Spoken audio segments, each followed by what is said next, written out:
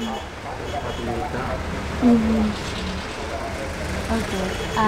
I'm Donna Miranda. I'm a choreographer living and working here in the Philippines. I studied dance for a very long time. I studied it since I was 10 years old, and then all through high school. And then after high school, I joined dance companies. So I studied anthropology in university, in college. But also, I think I also studied anthropology because I spent 4 years of high school studying art, and I felt that I needed a more well-rounded experience of life, and of my country, of the society I live in. So I decided to study social science, and I became a social scientist while still dancing, because I was only allowed to pursue a professional career in dance if I studied college, if I finished college with high marks. So I had to get high grades. So after that, I decided to become a choreographer because of my exposure to my teacher, Myra Beltran, who taught us to think more independently as a dancer, and not always follow what is given to you, but to look at it critically. And I think that's what made me as a choreographer. So I started making pieces after college, and then I decided to study contemporary dance in Europe for a short while, just for a month of intensive training in contemporary dance. And then it kind of just started going. I started making pieces, producing my pieces back home, and then it happened that the only support I would get to produce and perform my pieces were if I do it in another country. And so that kind of started my exposure to the international community of dance making and dance practices. So yeah, that's how my choreographic career started. Boring and monotonous adventures. In this place, even my own angst bores me. Intoxication then.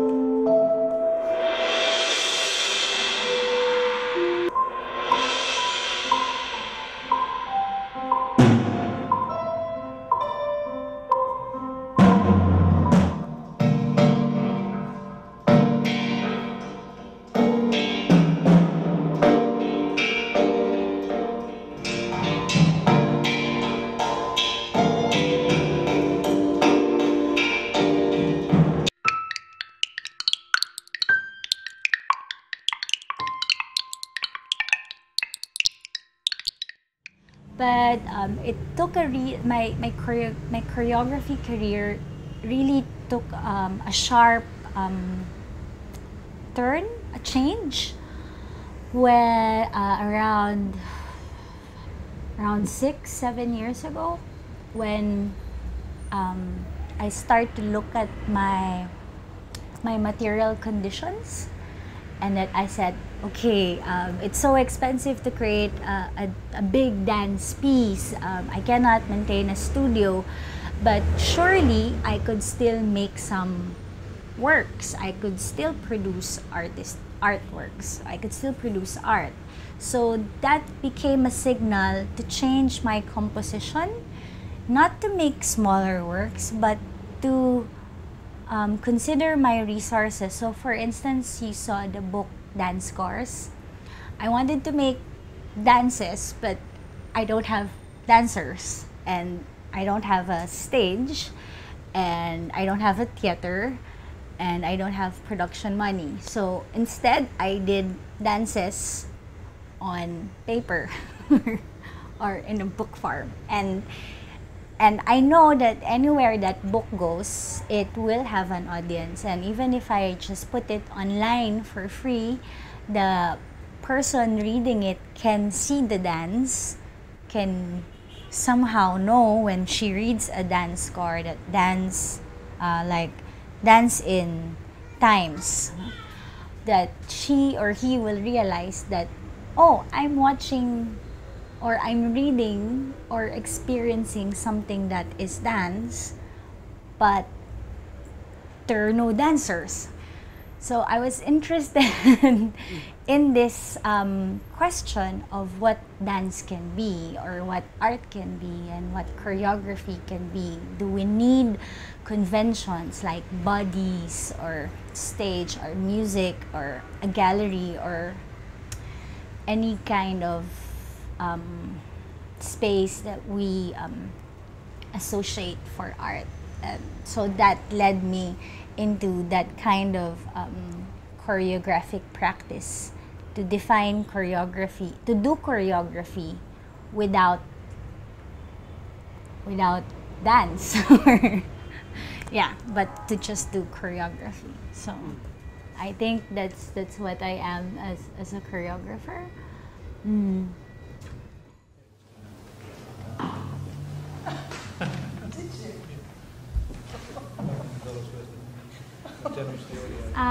The audience, watching the audience from 8 o'clock to 8:40 p.m. Was a work done in residency at the Campbelltown Art Center. It's actually a collaboration between myself, Angelo Suarez, another Filipino, and Matthew Day, Australian artist Matthew Day, Alexandra Harrison, Sam Chester, Dean Walsh, and Nikki Haywood. We were in this residency where we were asked to collaborate. Sandali lang, sandali.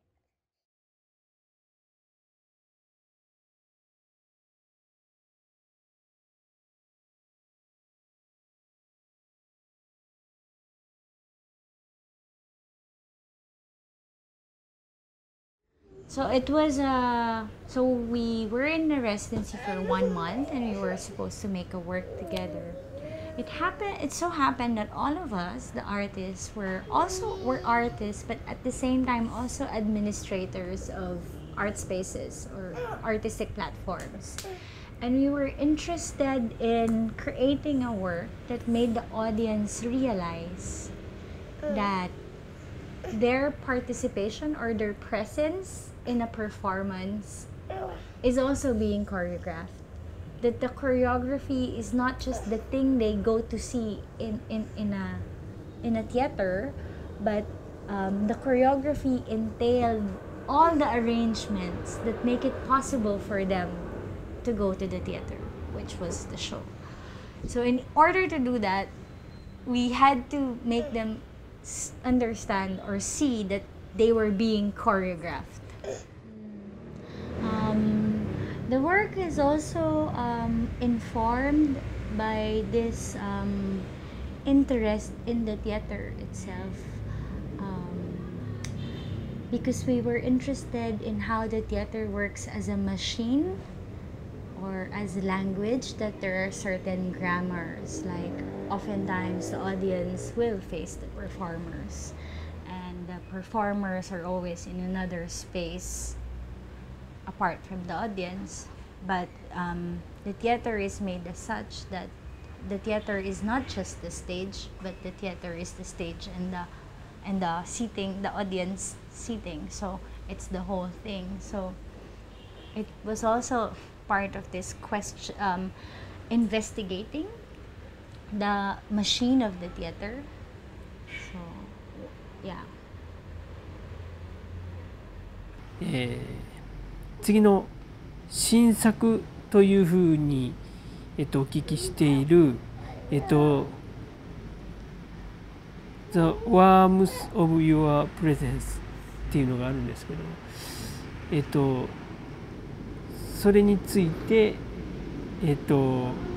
どういう作品になるのか、するのか、教えていただけますか。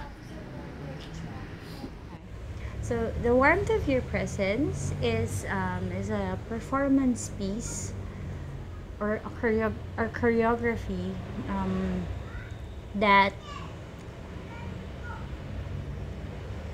returns to the audience the responsibility of maintaining a performance, of keeping a performance above, or like keeping it running, keeping a performance running. Oftentimes, a work always depends on the artist. You know, the artist performs on stage for the performance to start and to end, and for it to be, for it to be held. But actually, we always kind of forget that the audience also participates in this holding something up, holding the performance up. So I thought of that maybe another measure for an audience presence in a space is their body temperature. Which also kind of resonates with the idea that the presence of a human being is known by his or her temperature. But now that I've been start to think about it like deeper,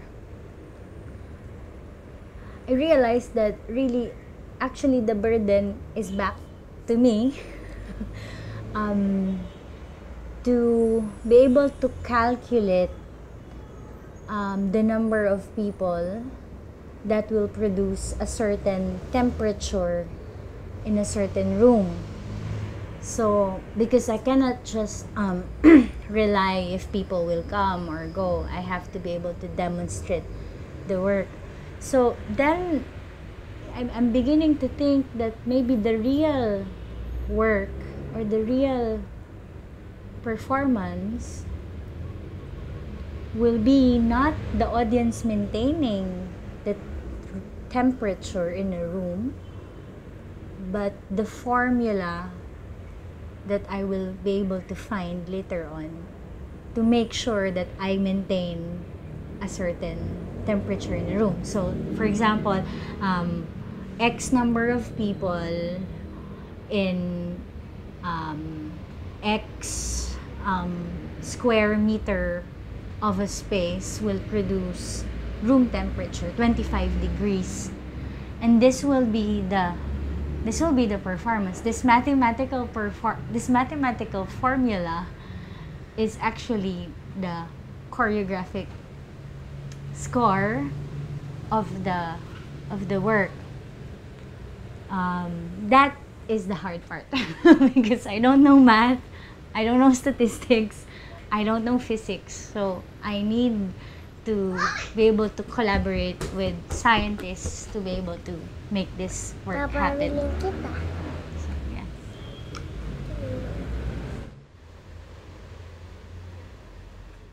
それまでの、ドナさんの振り付け作品のうち、実際に踊ることが必要とされる作品において、おそらくほとんど全てが、踊り始める動機であったりがするのが、人の意思によるものだったと思うんですね。それがおそらくその作品内容でいくと、その温度によるものになると。つまり振り付け作品ではあるけれども、振り付け家が及ばないところの振りが展開されるっていうふうに僕は考えて、思って今の話聞いてたんですけど、それがとても興味深いなと、思いました。それは何か振り付けっていう行為、振り付けという行為自体のそもそも持っている何か、問題点を感じてそうするのでしょうか。その、旧来の振り付けっていうものに対しての、概念にある何か問題点をこう、拾い上げての発想なんですか？ It's like to start a machine and let it take over. So it's interesting that you say this because it looks, when you first look at it, it looks as if somebody else or like somebody else is in control. Like the audience may be in control because they will hold the performance up, or the environment will be in control because we never know if it's hot or it's cold. But, and I asked myself this question, am I really like flattening, distributing the responsibility, or am I just creating a situation where people will think you're not in control? But that's kind of the evil that's kind of the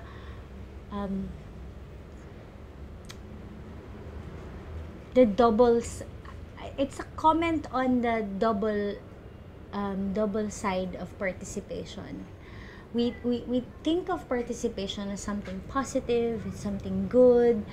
We are being allowed to participate, but at the end of the day, you are only allowed to participate in only in so far as the creator allowed you to participate. So it's like they say you have the freedom to elect anyone in office, but this is not true because there are only 5 people to choose from. So you're not really free.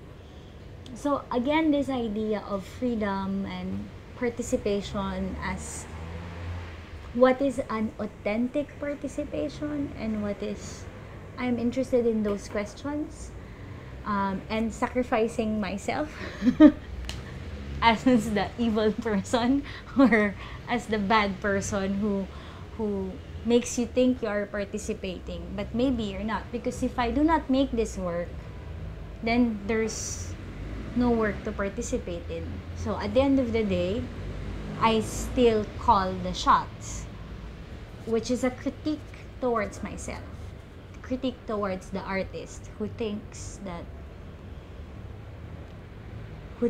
we can create an equitable space in a performance. Yeah. Dance at the bottom of the page. Dance at the top of the page. Dance over a dance. Marginal dances. Facebook で、それこそビールを飲んでる時、そして、鉄道の、運営に、デモをする、運営に対するデモに参加している時とか、あとはお子さんと一緒にいる時とか含め、全部割とこう明けっ広げだなという印象が僕はあるんですね。そのアーティストによってはアーティストゆえに何かこうミステリアスな部分を、保とうとしている人はいるんじゃないかなと僕は思うんですけど、でもドナさんはそういった生活と、創作っていうのがすごい、密接につながってるような風な印象を僕は受けてるんですけど、実際は、実際はどうなんでしょう。I very much believe in transparency. Well, I don't post everything about my personal life on Facebook, but things that I feel that matter. For instance, to talk about public transportation, I feel this matters to a lot of people. Our participation in rallies and demonstrations, I think it matters that people see that hey, you can also go out on the street because the injustice is no longer tolerable. So most of my posts will be, of course, about beer because I love beer. But it will also be about labor, about privatization of public resources, of the family in relation to how we live our lives as workers, as laborers, and as employment. Because I always think, I think of Facebook, or I think of art and my life as an artist as an opportunity, or as a movement towards fighting for radical transformation of society, fighting for radical change. I think that is the foremost responsibility of an artist, that we can constantly propose radical change. So that is why I guess my personal life and my artistic life aren't very clear. They're almost the same. Yeah. So yeah, that's why transparency is a big thing for me.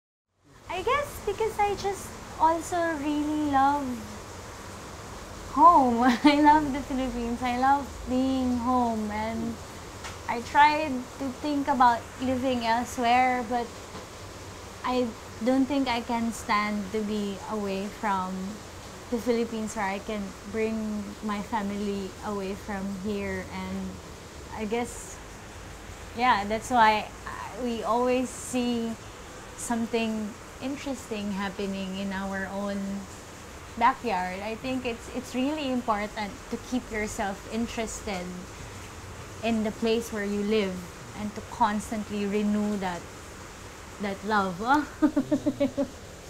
Yeah.